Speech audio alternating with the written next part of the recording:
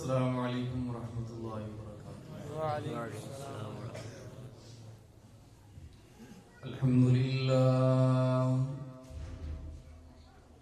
الحمد للہ نحمده ونستعینه ونستغفره ونؤمن به ونتوکل علیہ ونعوذ باللہ من شرور انفسنا ومن سیئات اعمالنا من يهده الله فلا مضل له ومن يضلله فلا هادي له ونشهد أن لا إله إلا الله وحده لا شريك له ونشهد أن سيدنا ومولانا محمدا عبده ورسوله صلى الله عليه وعلى آله وأصحابه وبارك وسلم تسليما كثيرا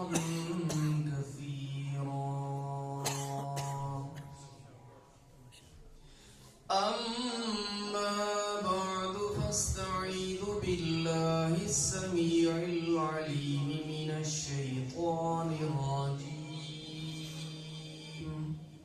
بسم الله الرحمن الرحيم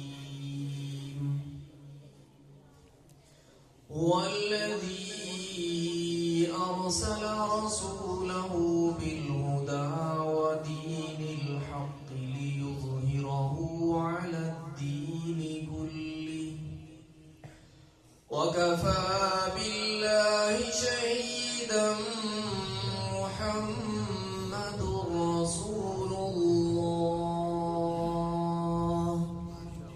والذين معه أشداء على الكفار رحماء بينهم صدق الله العظيم إن الله وملائكته يصلون على النبي يا أيها الذين آمنوا صلوا عليه وسلموا تسليما اللهم صل على سيدنا ومولانا محمد وعلى آل سيدنا ومولانا محمد وبارك وسلم وصل عليه اللهم بارك على سيدنا ومولانا محمد وعلى آل سيدنا ومولانا محمد وبارك وسلم وصل عليه زباں پر مومنوں کے جب بھی ذکر تاجدار آئے تو لازم ہے کہ اس کے بعد ذکر چار یار آئے ابو بکر و عمر عثمان و حیدر باغباں جب ہو تو پھر کیوں کرنا باغ مصطفیٰ میں ایک بہار آئے خلافت راشدہ حق جاریہ خلافت راشدہ حق جاریہ بزرگان محترم برادران اہل سنت والجماعت میرے واجب الاحترام حضرات علماء کرام آج پہلی بار آپ کی جامع مسجد عثمانیہ میں برادر مکرم حضرت مولانا محمد قاسم طاہر صاحب متضل کی مخلصانہ دعوت پر اس خالص دینی اور روحانی پروگرام میں شرکت کی سعادت حاصل کر رہا ہوں۔ دعا ہے کہ رب تعالی میری اور آپ کی اس حاضری کو اپنے بارگاہ میں قبول فرمائے۔ آمین۔ یہاں میرے دائیں بائیں بہت سے بزرگ حضرات علماء کرام تشریف فرما ہیں، بالخصوص ہمارے محترم حضرت مولانا قاری محمد ولی صاحب منتظر اور برادر مکرم مولانا مفتی محمد طیب صاحب منتظر، اور یہ ہمارے ایک انتہائی مخلص اور شفیق بزرگ حضرت مولانا محمد خان صاحب رحمہ اللہ کا خاندان اور ان کا یہ فیض ہے جس سے آپ اہل محلہ بھی الحمدللہ استفادہ کر رہے ہیں۔ چونکہ برادر مکرم مولانا مفتی محمد طیب صاحب منتظر لوگوں نے کافی تفصیل سے تعارف کے طور پر باتیں ارشاد فرما دی، تو یہ آپ جان چکی ہیں کہ گکھڑ جو ہے یہ میرا ننیال ہے، اور بچپن میں کئی دن یہاں گزارا کرتے تھے۔ آج کل بھی اسکولوں میں چھٹیاں ہیں تو اکثر بچے ننیال میں ہیں، تو یہ آج کی روٹین ہی یہ پرانی روٹین چلی آئی ہے۔ ہم لوگ بھی چھٹیوں میں یہاں آیا کرتے تھے، اور اس وقت کا گکھڑ مجھے یاد ہے، یہاں کی گلی کوچوں میں گھومتے پھرتے رہتے تھے۔ کافی ساری تبدیلیاں اب نظر آتی ہیں، نئی نئی عمارتیں بن گئی، نئی نئی مارکیٹیں بن گئی، آبادی کا پھیلاؤ زیادہ ہو گیا، لیکن بہرحال بچپن کا کافی وقت میں نے یہاں گزارا، اور کبھی یہ سوچا بھی نہیں تھا کہ اللہ پاک اس انداز میں دین کی بات کرنے کی بھی توفیق عطا فرمائے گی، لیکن کبرانی موت الکبریٰ، بڑے ایک ایک کر کے رخصت ہو گئے۔ اب ہم جیسے ناکارہ ان کو یہ ڈیوٹیاں سر انجام دینا پڑی، تو آپ بھی سمجھتے ہیں کہ صرف نسبت سے کچھ نہیں ہوتا۔ دعا کریں کہ اللہ پاک ان نسبتوں کے قابل بننے کی بھی توفیق عطا فرمائے۔ آمین۔ میرے بزرگوں اور بھائیوں، مجھ سے پہلے بھی آپ نے علماء کے بڑے قیمتی بیانات سماعت فرمائے ہیں، اور میرے بعد بھی یہ سلسلہ جاری رہے گا۔ مجھے اس بات کا اندازہ نہیں کہ آپ جتنے سامعین ہمارے بزرگ ہمارے بھائی یہاں تشریف فرما ہے، سردی بھی ہے، موسم کی شدت بھی ہے، آپ کتنی دیر یہاں تشریف فرما ہو سکتے ہیں، لیکن اتنی گزارش ضرور کروں گا کہ ہم تاریخ کے ایک انتہائی خطرناک ترین اور حساس ترین دور سے گزر رہے ہیں، جس میں ہماری نئی نسل ان کے پاس دین سیکھنے کا اور سمجھنے کا کوئی ذریعہ نہیں بچا سوائے سوشل میڈیا اور انٹرنیٹ کے، کیونکہ کسی زمانہ میں ماحول ایسا ہوتا تھا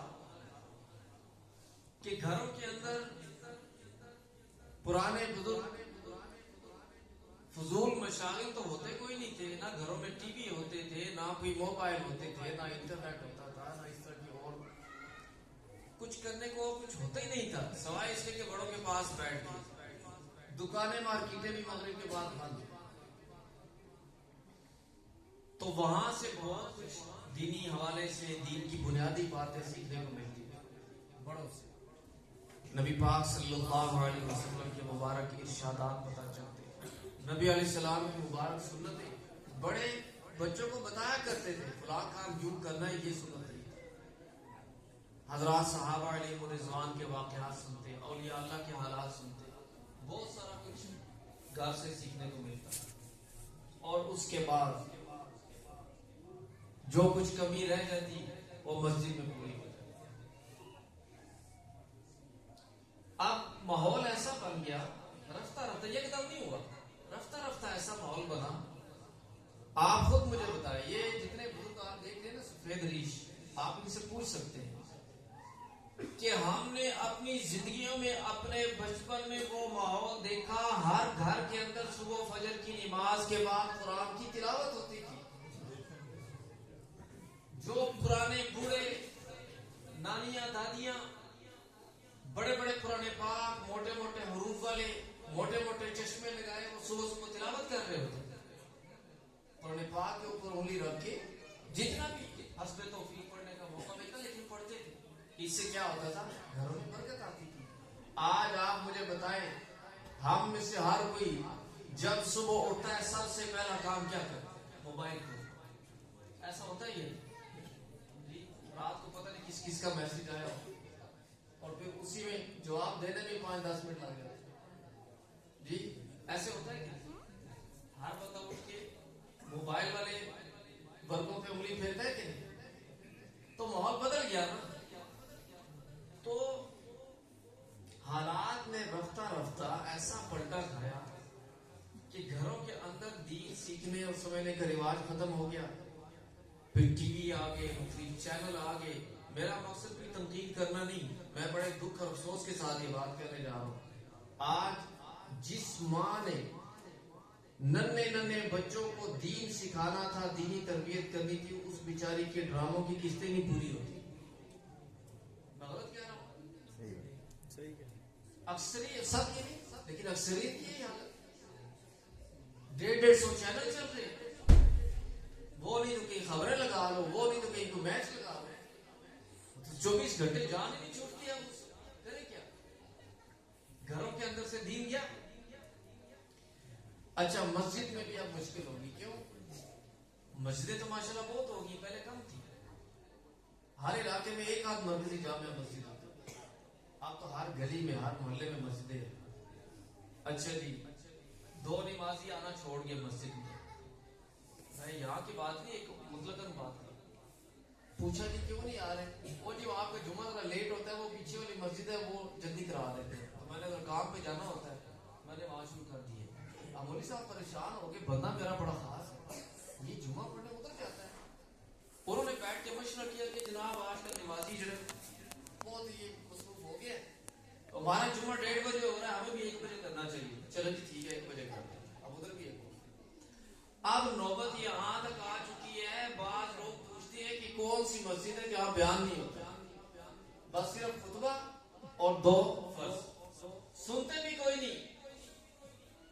اب سنتے بھی گئی, تراویح بھی گئی ہے. کیوں؟ اب یہ سوشل میڈیا پہ جو مفتیان بیٹھے ہوئے ہیں, بڑے بڑے چیمپئن بیٹھے ہوئے ہیں, وہ تو یہی بتا رہے ہیں, بلکہ دعا سے بھی آپ کی جان چھڑا دی. وہ بھی جو چند منٹ آپ کی قیمتی لے جاتے تھے نا امام صاحب دعا میں, آپ ان سے بھی جان چھڑا دی. وہ نہیں, یہ تو ثابت ہی کوئی نہیں. نماز کے بعد دعا ہی کوئی نہیں ثابت. ساری امت 1400 سال سے نعوذ باللہ پاگل تھے جی. 14 صدی 1500 سال پوری امت پاگل رہی, ان کو دین کی سمجھ نہیں آئی. اب یہ نئے چیمپئن پیدا ہوئے, ان کو دین کی سمجھ آئی. تو دین کے معاملے میں اتنی آسانیاں کہ سنتوں سے بھی جان چھڑا دی, نفلوں سے بھی چھڑا دی, تراویح سے بھی چھڑا دی.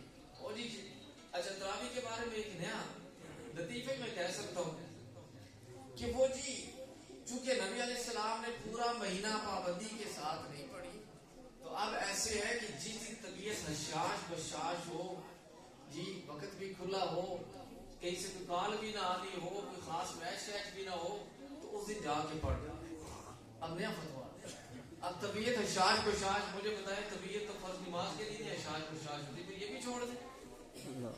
عجیب احمقوں والی بات ہے. اور دنیا پیچھے لگی ہے. بھائی اندھے کو کیا چاہیے؟ 2 آنکھیں. تو لوگوں کو بھی تو ایسے ہی دین چاہیے نا. کس کو نہیں چاہیے؟ کون چاہتا ہے کہ وہ پوری پابندی کرے؟ ہر بندہ سوچتا ہے سود کی بھی گنجائش نکل ہے, شراب کی بھی گنجائش نکل ہے. آج اللہ معاف فرمائے نیو ایئر نائٹ ہے, شرم آتی ہے ہمیں مسلمان کہلاتے ہوئے.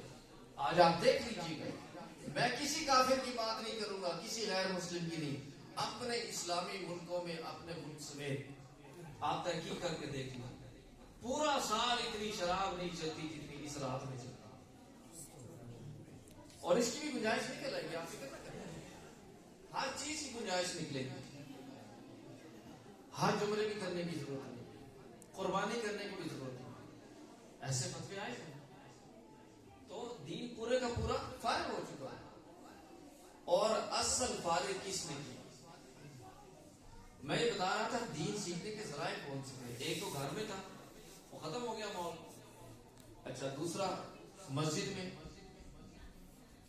یہ جو جمعہ کی نماز سے پہلے مختلف مساجد میں علماء، یہاں ککھڑ میں ہمارے نانا جان ماشاءاللہ میں نے خود یہاں کے جمعے پڑے، ان کے پیچھے بڑا علمی بیان ہوتا تھا۔ وہ تو خیر شخصیات ہی بہت کمال کی تھی نا، ان کا تو خیر جواب نہیں۔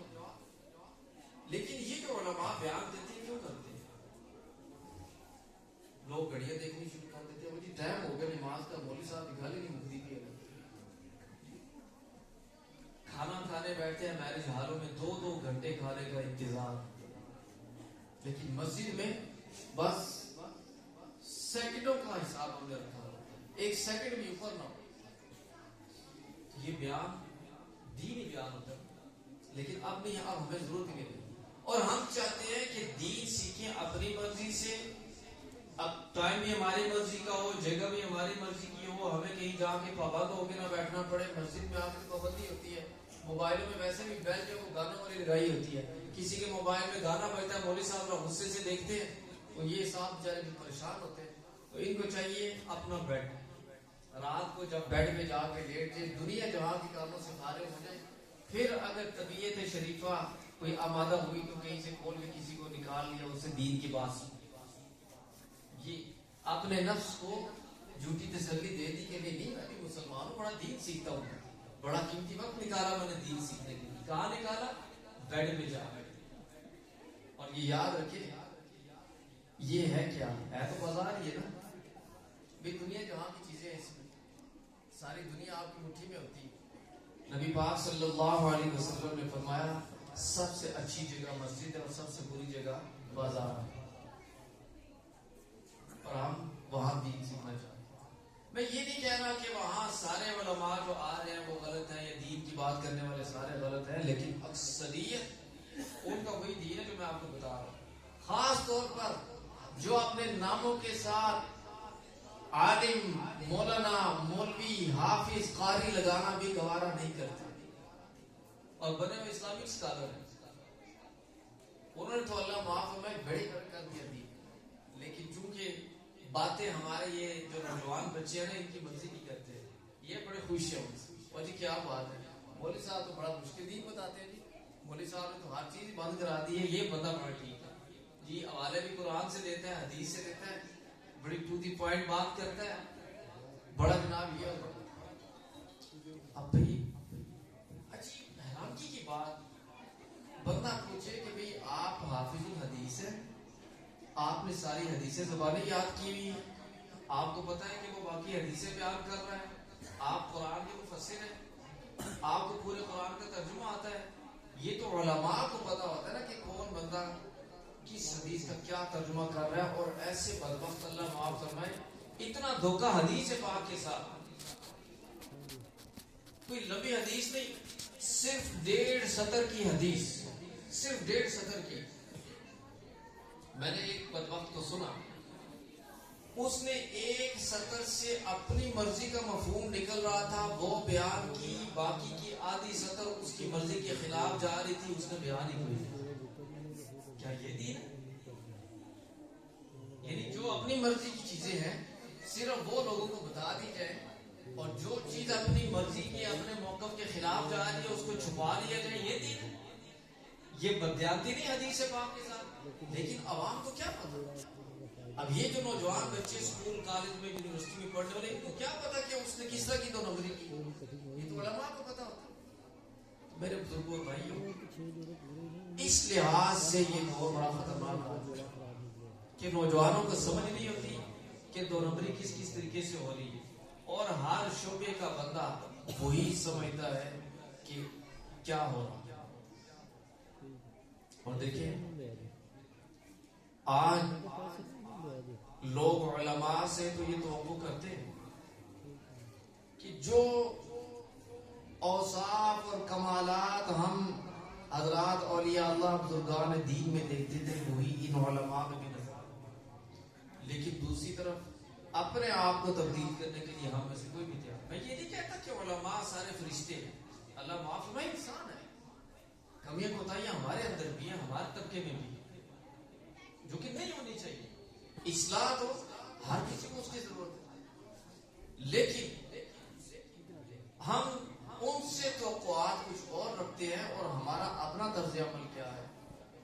آج کہتے ہیں کہ دیکھیں جی فلاں بزرگ اور فلاں بزرگ ان کے حالات. اب میں آپ کو ایک مثال عرض کرتا ہوں, ایک چھوٹا سا واقعہ, اس سے آپ کو بات سمجھ آئے گی. آپ نے ایک نام سنا ہوگا, حضرت خواجہ معین الدین چشتی اجمیری رحمۃ اللہ علیہ, بہت بڑے اللہ کے ولی بھی. لاکھوں ہندوؤں نے آپ کے ہاتھ پہ کلمہ پڑھا, اسلام. آپ ایک دینی تبلیغی سفر سے واپس تشریف لائے, بڑے خوش ہیں. والدہ صاحبہ نے پوچھا بیٹا کیا بات ہے, آج بڑے خوش نظر آ رہے ہیں.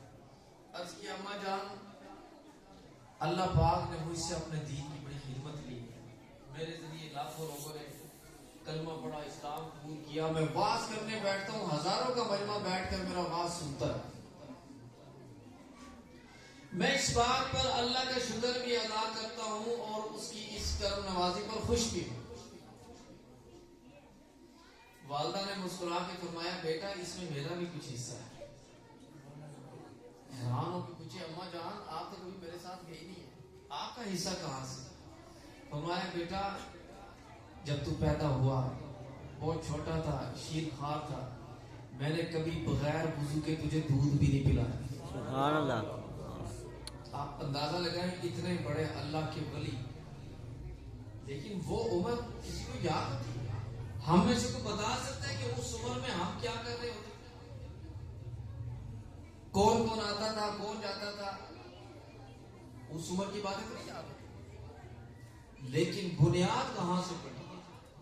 کئی اللہ کے ولی ایسے بھی گزرے کہ جن کی مائیں ان کو لوری دیتی, ہر وقت قرآن کی تلاوت, ہر وقت قرآن کی تلاوت, اٹھتے بیٹھتے قرآن کی تلاوت, کھانا پکا رہی ہے قرآن کی تلاوت, آٹا گوندھ رہی ہے قرآن کی تلاوت, ہر وقت قرآن کی تلاوت. جب ماں کی گود سے اٹھے قرآن کے حافظ بنے. سبحان اللہ. اور یہ کوئی ناممکن بات نہیں ہے. ابھی مفتی صاحب بتا رہے تھے نا, ہمارے والد گرامی حضرت مولانا قاری خبیر احمد صاحب عمر رحمہ اللہ, اللہ پاک نے بڑی خوبصورت آواز دی ان کو اور بڑا خوبصورت انداز دیا.